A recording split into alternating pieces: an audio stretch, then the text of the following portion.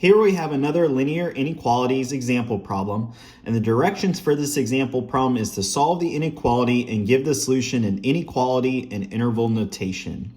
The example that we have here is 2 multiplied by 1 minus x plus 5, which is less than or equal to 3 multiplied by 2x minus 1. And we can tell this is an inequality by the less than or equal to sign here. So the first step we're going to do to solve this example problem is we want to simplify the left and right sides. So we can go ahead and do that.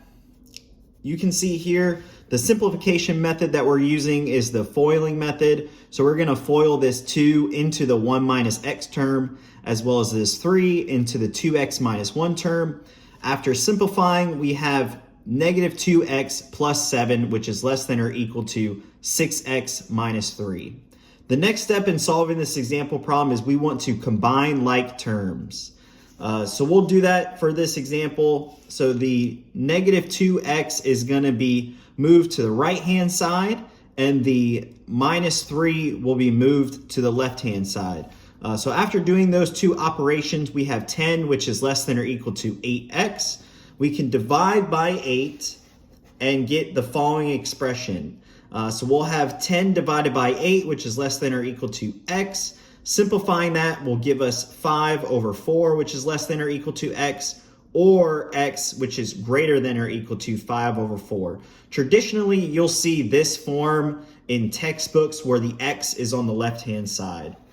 So the last step in solving this example problem is we want to write this in inequality and interval notation form. So you can see here the inequality form is x, which is greater than or equal to 5 over 4.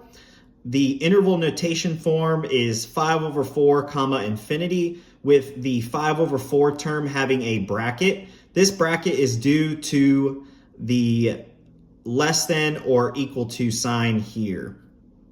Then for graphing, we'll just have a line graph which with the 5 over 4 as 1 point.